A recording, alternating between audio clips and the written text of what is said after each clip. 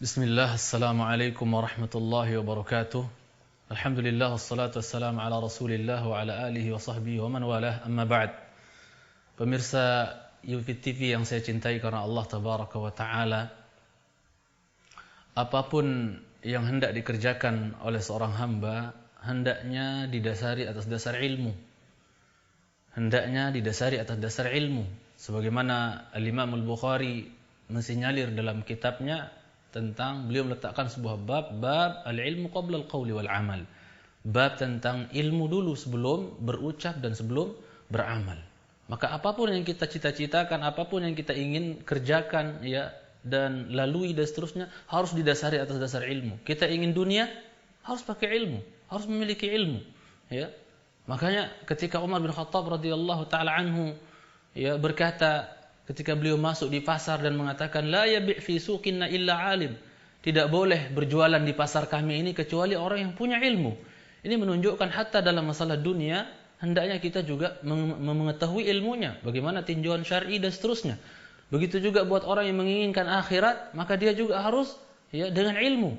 Dan bahkan ketika orang ingin mengumpulkan dua-duanya antara dunia dan akhiratnya, maka juga tidak ada cara lain kecuali dia bisa raih dengan cara menuntut ilmu. Oleh sebab itu Allah Jalla wa'ala wajibkan dan perintahkan kita untuk talabul ilmi dalam firman-Nya, fas'alu ahlal dzikri in kuntum la ta'lamun. Bertanyalah kalian kepada ahli ilmu ya apabila kalian tidak mengetahui. Dan Rasulullah SAW juga mensinyalir ala sa'alu idh lam ya'lamu fa inna shifa'al 'iyyi su'al. Tidakkah mereka bertanya di saat mereka tahu diri mereka tidak tahu? Padahal obat yang paling mujarab untuk penyakit kronis yang namanya kebodohan adalah apa? As-su'al, menuntut ilmu. Ya, talabul ilmi asy-syar'i yang Imam Ahmad bin Hanbal rahimahullah taala pernah berkata, al-ilmu la ya'diluhu syai'. Ilmu itu tidak ada yang menyamainya, segala-galanya. Bahkan Ali ibn Abi Thalib radhiyallahu taala anhu wa ardhah pernah mengungkapkan bahwa ya kafa bil ilmi syarafan an yadda'ihi man la yuhsinuh wa yuhibbu an yunsaba ilaih. Cukuplah menjadi bukti ilmu itu mulia, agung, berharga, mahal. Ya. Apa buktinya? Orang yang enggak punya ilmu ngaku-ngaku dirinya punya ilmu. Bahkan dia senang kalau dinisbatkan kepada ilmu dengan dikatakan Pak Ustadz, Pak Kiai, Pak Tuan Guru dan seterusnya. Senang dia. Ini menunjukkan ilmu itu sesuatu yang sangat berharga, yang diinginkan dan dirindukan oleh semua orang. Ya.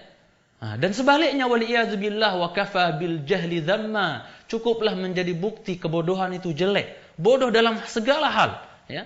Kebodohan dalam segala hal itu jelek kata Ali bin Abi Thalib radhiyallahu taala anhu. Buktinya apa? An yatabarra minhu man huwa ahlu. Orang yang memang benar-benar bodoh enggak mau dibilang bodoh. Ini menunjukkan kebodohan itu adalah sangat jelek. Maka mari kita terus dan terus menuntut ilmu. Kalau ada yang bertanya, sampai kapan kita harus menuntut ilmu, Ustaz? Maka pemirsa yang saya cintai karena Allah Jalla wa'ala, kita katakan sebagaimana para ulama katakan, selama engkau menganggap bodoh itu jelek, selama itu pula engkau harus menuntut ilmu. Sampai mati insya Allah kita akan menganggap kebodohan itu jelek. Berarti selama itu kita juga harus tetap menuntut ilmu. Ya, harus menuntut ilmu. Tidak ada istirahat, tidak ada pensiun yang namanya menuntut ilmu. Maka Imam Ahmad ketika ditanya oleh ibundanya, ya, wahai putraku, kapan sih istirahat?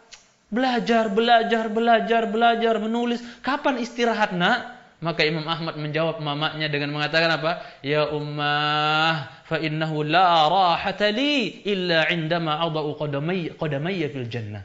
Mama, ummi, tidak ada istirahat buat anakmu ini kecuali ketika anakmu ini meletakkan kedua kakinya di tanah surga. Baru istirahat, baru berhenti menuntut ilmu, baru kita selesai dari capek-capekan.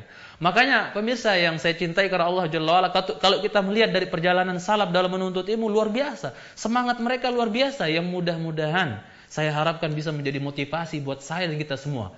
Kita bawakan satu contoh, Atha bin Abi Rabah. Murid siapa? Abdullah bin Abbas radhiyallahu taala anhuma.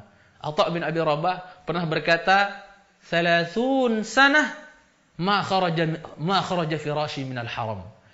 30 tahun lamanya alas tidurku tuh, alasku, kasurku enggak pernah keluar dari Masjidil Haram. Buat apa kira-kira? Dalam rangka apa kira-kira kok kasurnya, alas tidurnya Atha bin Abi Rabah 30 tahun enggak pernah keluar dari apa? Dari Masjidil Haram, min ajli talabil ilmi. hanya untuk menuntut ilmu. 30 tahun kasurnya nggak pernah keluar dari Masjidil Haram, alas tidurnya nggak pernah keluar dari Masjidil Haram. Dia mulazamah di situ menuntut ilmu. Nah, setelah 30 tahun maka terkenallah Atha bin Abi Rabah memiliki ilmu yang luar biasa. Sampai Sulaiman bin Abdul Malik di waktu tersebut mengeluarkan ketetapan qarar la yufti fil mausim illa Atha. Tidak ada yang boleh berfatwa di musim haji tentang hukum-hukum seputar haji, enggak ada yang boleh berfatwa kecuali Atha. Saking dipercaya, subhanallah, ya. Beliau yang pernah berkata, majlisu ilmin wahidin, ya. Majlisu ilmin wahid yukaffir 70 majlisan min majalisin lahu. Satu kali duduk di majelis ilmu itu bisa menjadi apa? Bisa menjadi sebab dihapuskannya 70 majelis sia-sia yang kita pernah duduk di situ. 70 majelis sia-sia yang pernah kita duduk di situ akan dihapuskan gara-gara kita duduk sekali di majelis ilmu. Bahkan sebagian ulama salaf katakan apa? Bisa jadi dengan sebab kau duduk sekali saja di majelis ilmu, bisa jadi itu menjadi jaminan kau masuk ke dalam surganya Allah Subhanahu wa taala. Keistimewaan yang luar biasa. Makanya Atha bin Abi Rabah tadi, subhanallah, ketika beliau sudah jadi mufti, ya, alim, satu saat Sulaiman bin Abdul Malik ingin minta fatwa sama dia. Dia pergi. Datang, ya, ke rumahnya Atha bin Abi Rabah. Ternyata di rumahnya Atha bin Abi Rabah sudah banyak orang nunggu antrian untuk minta fatwa, ya, untuk minta fatwa. Ternyata apa? Karena dia adalah raja, khalifah, maka dia ingin minta duluan, minta fatwa, ya, karena dia adalah pejabat, ya, raja, khalifah, ingin minta fatwa duluan. Apa kata Atha bin Abi Rabah? Khudh dawraka ma'an nas. Wahai khalifah, jangan mentang-mentang khalifah, orang sudah ngantri lama minta fatwa, mau tunggu minta fatwa, engkau malah datang, baru datang mau minta apa? Mau minta fatwa duluan. Ambil antrianmu, ya. Kau ngantri, ya, sama manusia, ngantri. Kemudian apa? Subhanallah, betul dia ngantri. Setelah dia ngantri, dia kemudian dapat giliran, kemudian dia apa? Dia diberikan fatwa yang dia minta untuk dia difatwakan, maka diberikan fatwa oleh Atha bin Abi Rabah. Setelah diberikan fatwa, maka dia keluar, kemudian dikumpulkan anak-anaknya. Sulaiman bin Abdul Malik mengumpulkan anak-anaknya seraya berkata, ya bunayya wa ya abna'i, wa ya anak-anakku, utlubul ilma min hadzal rajul fa inni ma zalaltu li ahadin illa li hadzal rajul. Nah, tolong kalian tuntut ilmu. Tolong kalian tuntut ilmu. Sesungguhnya bapak enggak pernah tunduk kepada siapapun melainkan kepada laki-laki ini. Tuntutlah ilmu, wahai anak-anakku. Makanya kalau kita lihat perjalanan orang salaf terdahulu, subhanallah, dalam menuntut ilmu, penderitaan mereka luar biasa. Mungkin kita pernah apa? Karena mereka menginginkan kemuliaan dengan ilmu, maka mereka menuntut ilmu luar biasa. Sampai siapa? Baqi ibn Makhlad al-Andalusi, muridnya Imam Ahmad, ketika beliau mengajar murid-muridnya dengan nyantai-nyantai, mereka dilihat nyantai, enggak serius, maka apa kata beliau, ya, kepada murid-muridnya? Antum talabatu ilm? Serius kalian ini penuntut ilmu? Beneran kalian penuntut ilmu? Ahakadza yutlabul ilmu? Emang ilmu itu dituntut seperti ini ya? Nyantai-nyantai, leha-leha, enggak serius, enggak sungguh-sungguh. Emang begitu ilmu itu dituntut ya? Apa kata siapa? Atha bin Abi, apa kata Baqi ibn Makhlad al-Andalusi? Laqad kuntu a'rifu rajulan. Demi Allah, aku mengenal seorang laki-laki, padahal yang dia maksud dirinya adalah, yang dimaksud adalah dirinya sendiri. Laqad kuntu a'rifu rajulan. Aku mengenal seorang laki-laki, ya, tamdi alaihi al-ayyam wa laysa lahu min al-'aishi illa waraqil kurumb.